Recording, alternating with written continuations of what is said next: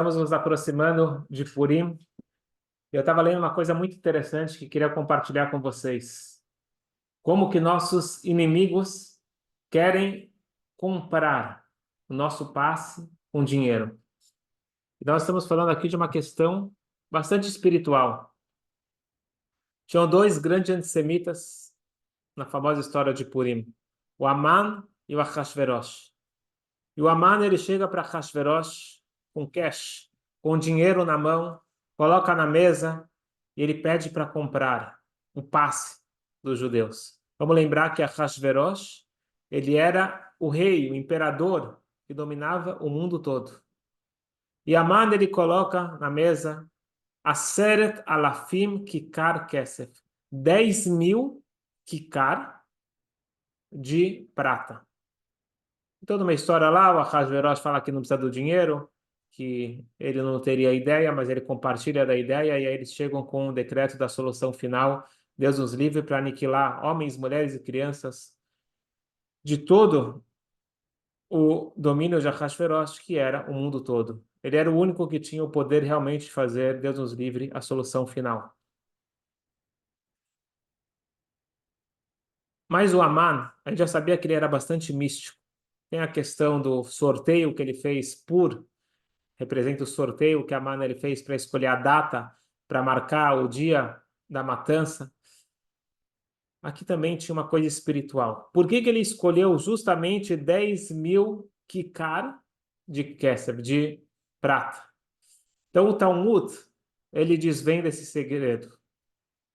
O Tosfot, que é escrito pelos netos do Rashi, toda a página do Talmud, você tem do lado os Tosfot, Tosafot.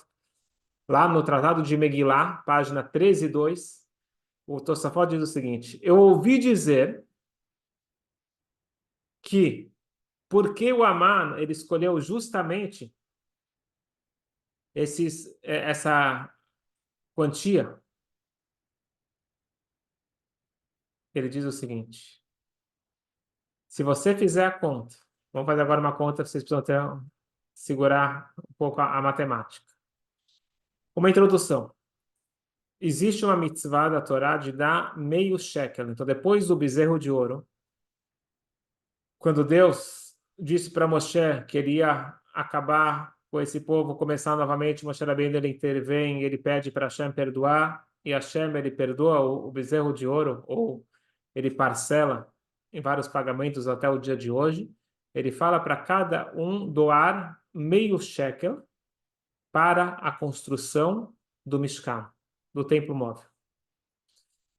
Todo homem na idade, a partir de 20 anos, então naquela época a maioridade, a partir dos 20 anos até hoje, alguns conceitos depois dos 20 anos.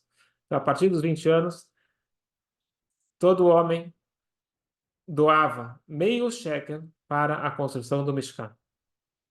E o curioso é que esse meio shekel foi uma coisa que Moshe Rabbeinu ele teve dificuldade de entender como que isso traz o perdão, daqui a pouco a gente vai falar sobre isso, mas a ideia do meio shekel se tornou uma contribuição anual, na época do templo também, uma contribuição anual para a manutenção do templo. Esse era um imposto anual obrigatório. Pouca coisa, meio shekel. Tanto é que a gente pergunta por que meio shekel, não um shekel inteiro, é uma coisa tão pouca. Daqui a pouco a gente vai ver tudo isso. Mas vamos fazer a conta. O que a Amman ele fez? No deserto, nós tínhamos, como a Torá diz, tinha 600.000 homens da idade de 20 anos, de 20 a 60. Quanto tempo normalmente é de contribuição? Então, a expectativa de vida naquela época, em média, como diz os Salmos, o rei Davi, Shivim Shana, 70 anos. Então, 70 menos 20 dá 50. Então, mais ou menos, era 50 anos de contribuição. Então, era meio shekel por ano durante 50 anos. Quanto que dá isso? 50 meio shekel, dá 25 shekel, que isso equivale a um mané. Estamos falando medidas da época bíblica. Um mané. Agora, 60 mané equivale a um kikar, ok? Então, cada kikar, peso, cada peso de prata, um kikar de prata, equivale a 60 mané. E cada mané era a contribuição da vida toda de uma pessoa. Então, cada kikar representa 60 pessoas, ok? Então, se a mano deu para Hashverosh 10.000 kikar, significa que ele deu 60 vezes 10.000, que dá 600.000. Então, 600.000 shekel, 600.000 de mané, não, de volta. 600.000 equivale à contribuição anual da vida toda de uma pessoa, que vai ser um mané, ok? Então, o Aman, ele falou para Hashverosh, escuta bem, o povo judeu todo, todos eles, ao longo da vida no deserto, eles deram 10.000 kikar de prata. Eu dou sozinho de uma vez só. Mas, e daí? Ele quer mostrar que ele é rico? O que que ele quer falar com meio shekel? Que isso vai influenciar o rei Ahasverosh? Só que aqui a gente tem que saber um segredo, que Aman sabia e nem sempre a gente sabe. Nós temos a história da Megillah tradicional e nós temos a história da Megillah com um olhar um pouquinho mais profundo.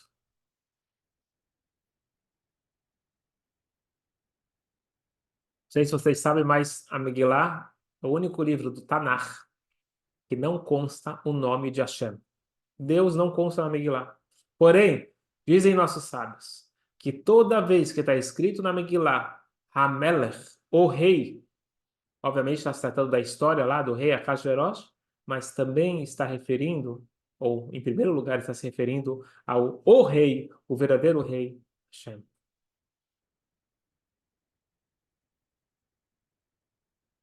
Quando Aman, ele vai falar com o rei, ele está indo falar com o rei Ahasverosh, mas ele também está falando com o verdadeiro rei, Hashem, Deus, olha só, o teu povo inteiro, juntos, deram meio shekel, e eu dou mais do que eles. Mas e daí meio shekel? O meio shekel, Aman, ele queria tocar na nossa ferida. Ele queria tocar no nosso ponto mais frágil. O que que lembra o meio shekel? O meio shekel lembra a nossa desunião. Querem ver? Mais uma história curiosa.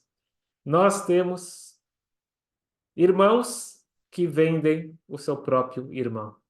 A história dos irmãos de Yosef. Yosef ele é vendido pelos seus próprios irmãos. Para quê? Para ganhar 5 shekels. O que a Torá fala? Hamishim shekel beshekel HaKodesh. Eles venderam por Esrim Kesef, que representa 5 shkalim. Quantos irmãos venderam Yosef? Eles eram 12 ao total. Yosef foi vendido e Binyamin não estava presente. Então, 10 irmãos venderam por 5 shkalim. Cada um ganhou nessa venda meio shekel. Na verdade, o meio shekel, eles já começam a ver, é para perdoar o meio shekel que foi usado para vender o seu próprio irmão. Aman, ele está querendo dizer para o rei aqui embaixo e para o rei lá em cima, Yeshno am echad befuzar meforad benamim.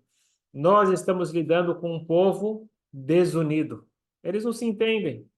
Para o rei Ahasverosh ele fala, eles são um povo desorganizado, a gente vai conseguir acabar com eles muito fácil, eles não vão conseguir se juntar, se organizar para se defender, eles não têm exército, eles não têm organização.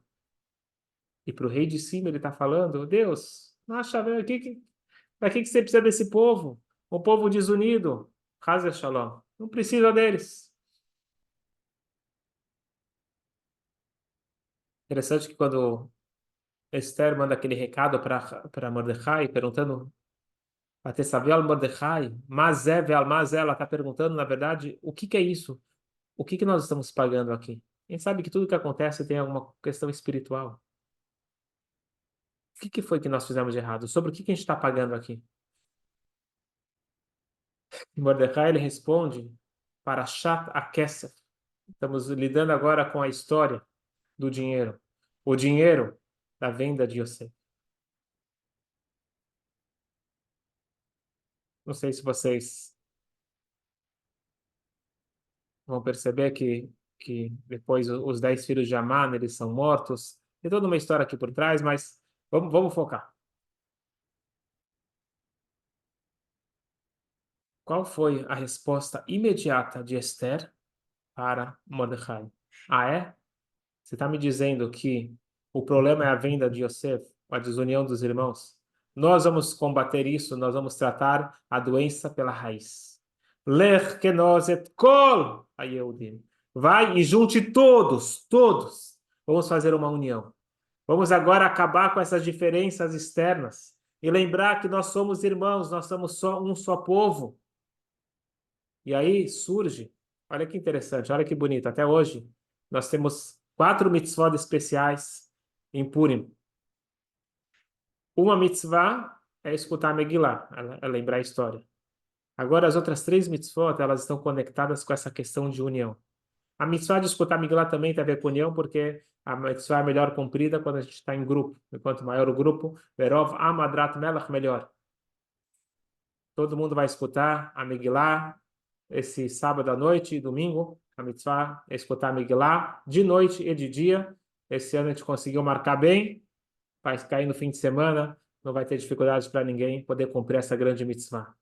Depois, nós temos as 3 mitzvot que nós cumprimos durante o dia exclusivamente.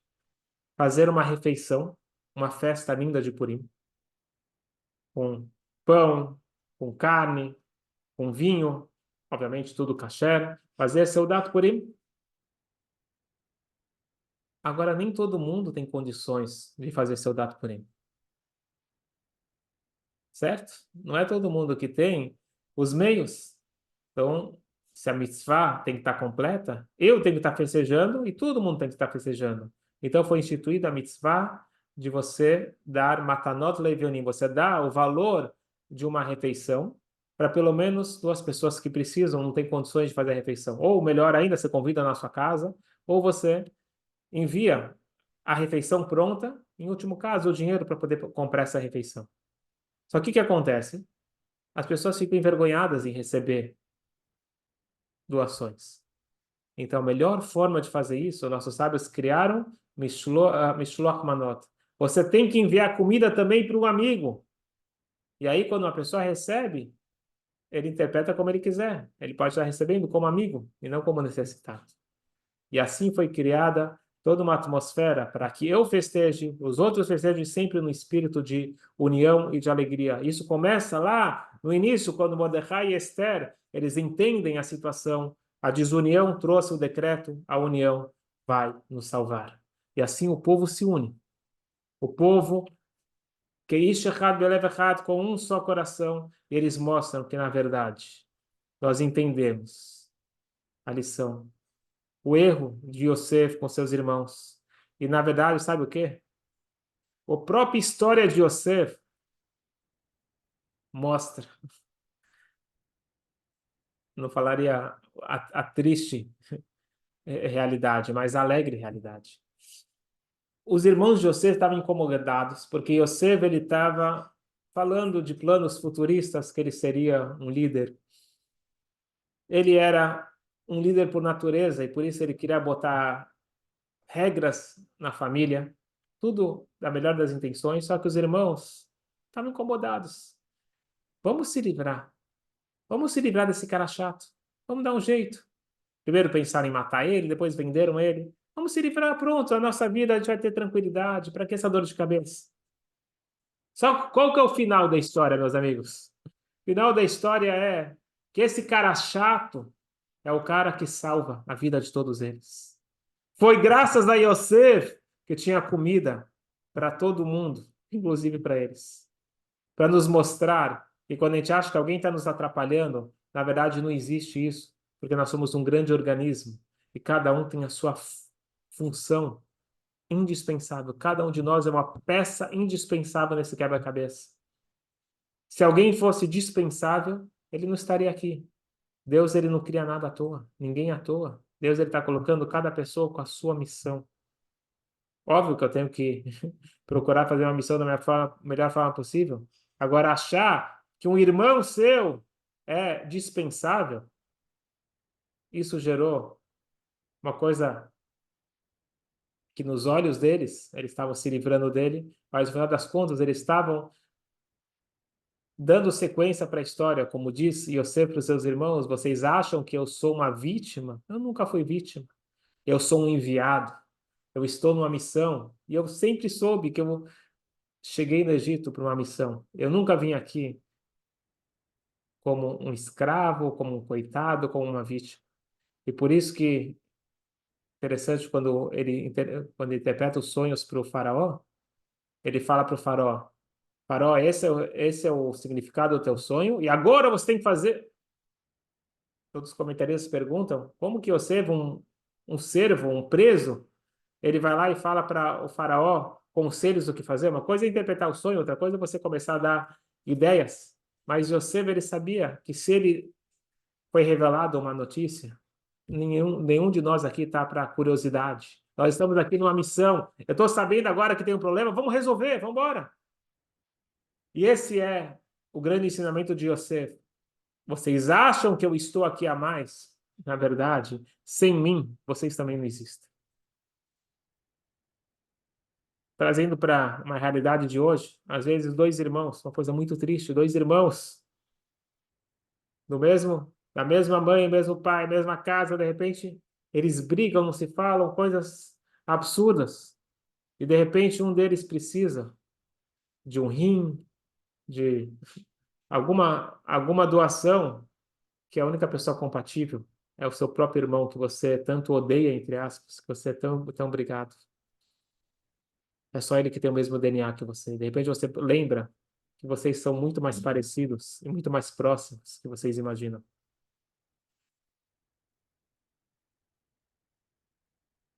Tem uma coisa muito interessante, o Talmud ele diz כשמש שנכנס אף ממתי בשמחה, כך כשנכנס אדר מרבים בשמחה. Uma famosa passagem do Talmud, tratado de Tanit, que ele diz que da mesma forma que quando entra o mês de Av, que tem o dia 9 de Av, de Tisha B'Av, é o dia mais triste, quando a gente marca a destruição dos templos e várias outras tragédias para o nosso povo. Da mesma forma que quando entra o mês de Av, já que tem o 9 de Av, a gente diminui em alegria. Assim também, quando entra Adar, a gente aumenta em alegria desde o início do mês. Por quê? Porque nesse mês nós temos a festa de Purim. Pergunta aos nossos sábios, o que quer dizer? Da mesma forma que aqui se diminui? Eu não preciso dessa comparação. Fala, entra a dar, aumenta em alegria. Só que a explicação é muito bonita. Os dois estão interligados. Por que nós diminuímos em alegria quando entra o mês de Av? Porque Av marca a destruição do templo. E por que o templo foi destruído? Por ódio gratuito. Por esse mesmo motivo, quando entra o mês de Adar, a gente fica feliz, porque Purim, ele é o conserto para Tisha B'Av. Purim é a mensagem que nós somos unidos, que nós somos interdependentes. Um precisa do outro, um completa o outro. Agora a gente vai entender finalmente o segredo desse meio shekel. Então, o Aman, o que ele quis fazer? O Aman, ele na verdade queria comprar o nosso passe, pagando toda a nossa contribuição do meio shekel. Na realidade, a cura veio antes da doença. Hashem já pediu, ele falou, já sei que no futuro Aman vai querer pagar esse meio shekel, vocês vão doar agora o meio shekel. Moshe Rabbeinu vira para Deus e fala, Hashem, não entendi. Uma moedinha? Um meio shekel? Isso é o suficiente para perdoar o bezerro de ouro? O mal tinha sido eliminado do mundo. O mal volta para o mundo através do bezerro de ouro. E com meio shekel você vai resolver isso? Hashem mostra para Moshe Rabbeinu uma moeda de fogo no céu. Ah, agora eu entendi. Entendeu o quê? Moshe Rabbeinu não estava com dúvida no formato físico da moeda. A pergunta de Moshe Rabbeinu era: como que é possível perdão de algo tão sério como uma moedinha de meio shekel? Nem uma moeda inteira, meio shekel. Primeira coisa, a mensagem do meio shekel é que a retificação só vem quando eu entendo que eu sou metade e sem o outro eu não sou completo. Ah, quando eu dou para o outro, eu saio perdendo? Não. Hashem mostra para Moshe Rabbeinu uma moeda de fogo. O fogo é o único elemento que quando eu dou, eu não perco nada. Se eu tenho uma vela e eu acendo outra vela, a minha vela não sai perdendo. Muito pelo contrário. E essa é a grande mensagem que a Hashem está ensinando para Moshe Rabbeinu. E quando nós doamos alguma coisa, a gente não sai perdendo. Eu não estou tirando dinheiro, a comida dos meus filhos. Quando eu dou tzedakah, não, eu não perco nada. Mas nada, nada. É igual o fogo, pelo contrário. Eu ganho, eu ganho. Porque a parnassá, o sustento, ele vem direto do céu. A gente não ganha dinheiro. A gente recebe aquilo que a Hashem decretou para nós, se nós fazemos por onde? Se nós trabalhamos. Não existe uma moeda que ela roda no mundo sozinha. É a Hashem controlando cada moeda, cada centavo para onde ele vai. Então, quando que eu estou dando algo, a Hashem me devolve aquilo com juros e correções. Não só financeira, em todas as outras áreas. Hashem, e tem mais uma coisa importante. Quando eu dou e reconheço que aquilo não é tudo para mim, eu mostro para Hashem que eu sou um bom administrador. Então, Hashem, ele confia e ele libera mais verba para mim, para eu poder distribuir melhor. Uma história que muito me tocou, que aconteceu alguns anos atrás, em Jerusalém. Uma menina de 9 anos, ela entra numa joalheria e ela pede para o vendedor, era o dono da loja, e de repente ele vê uma menininha de 9 anos, ela aponta para uma pulseira de ouro, ouro branco, que custava 4.000 shekel. E ela falou, eu quero comprar essa pulseira. E o dono da loja, viu uma menina de 9 anos, falou, uma pulseira assim tão bonita, para quem que você quer comprar essa pulseira? E ela disse, é para minha irmã. Infelizmente, os pais foram mortos no atentado terrorista. E desde então, a irmã mais velha cuida de todos os irmãos. Falou, ela é tão boazinha com a gente, ela cuida da gente, ela é igual uma mãe. Eu quero dar para ela um presente. E o vendedor falou, tá bom, e você tem dinheiro? Ela tira do bolso e ela coloca assim no balcão 7 shekalim e 80 centavos. O dono da loja, ele pega o dinheiro, ele começa a embrulhar a pulseira. Colocou uma embalagem bonita e deu para a menina. A menina saiu toda feliz. Depois de algumas horas, a irmã mais velha, ela chega na loja, assim, sem jeito. Ela fala, mil desculpas, eu não sei o que aconteceu, mas essa pulseira aqui tá com a etiqueta da loja. Eu não sei, minha irmã pequenininha, ela pegou, ela com certeza não pagou essa pulseira. E o dono da loja, ele fala, Zé Beceder, tá tudo certo, tá tudo certo. Ela pagou muito mais do que valia. E a menina não está entendendo nada. E o dono da loja explica, há alguns anos eu fiquei viúvo lá além. E já faz anos que eu não sinto o gosto de doar. E foi sua irmã que me deu novamente esse sentimento, que vale muito mais do que 4.000 shekels. A grande questão de Moshe Rabbeinu, que ele pergunta para Deus, não foi qual moeda dar, mas sim para que dar. Qual que é o valor da doação? E Hashem mostra para ele uma moeda de ouro. É assim, uma moeda de fogo. Não é a moeda que perdoa, é o fogo, é a intenção, é como que você dá. Quando a moeda é dada com amor, quando a moeda é dada com sentimento, ela perdoa tudo. Porque a falha, o pecado, é a distância, é a falta de conexão. E o perdão é a reconexão. Quando falta união, quando tem desunião entre o povo, isso faz com que Amã e outros antissemitas de plantão acordem. Mas não existe comprar o nosso passe. Mas sim existe fortalecer a nossa união, o nosso amor ao próximo. É justamente isto que é esperado de cada um de nós. Não sei se vocês viram, está rodando na internet, me fugiu agora o nome, mas uma pessoa, um grande influenciador israelense, ele lançou uma campanha.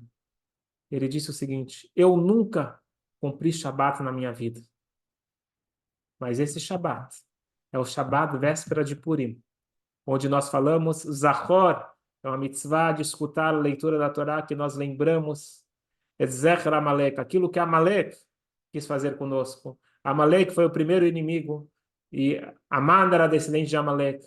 Nós lembramos o que nossos inimigos querem fazer com a gente. E ele fala o seguinte: eu desafio a todos nós, e ele se inclui, nossos inimigos nos atacaram no Shabat. Nesse próximo Shabat, vamos deixar de lado a política, vamos deixar de lado as diferenças, vamos nos unir, vamos procurar aquilo que nós somos iguais, não aquilo que nós somos diferentes. E nada melhor que o Shabat. Vamos esquecer de política, esquecer de notícias, esquecer de qualquer coisa. Shabat de união, Shabat de alegria, um Shabat de preparação para Purim. E que possa, no mérito dessa união e dessa força, nós merecermos a reconstrução do terceiro templo. E vai voltar a contribuição do meio shekel, onde todos nós vamos lembrar que cada um de nós é apenas metade, e só nós somos completos quando nós estamos juntos do próximo. Lembrar que nós somos só metade, e nós estamos completos, somente quando nós estamos juntos de Hashem, a nossa metade que nos completa. Purim Sameach, que possa a alegria de Purim irradiar, trazendo paz, e somente brachot reveladas para todos nós.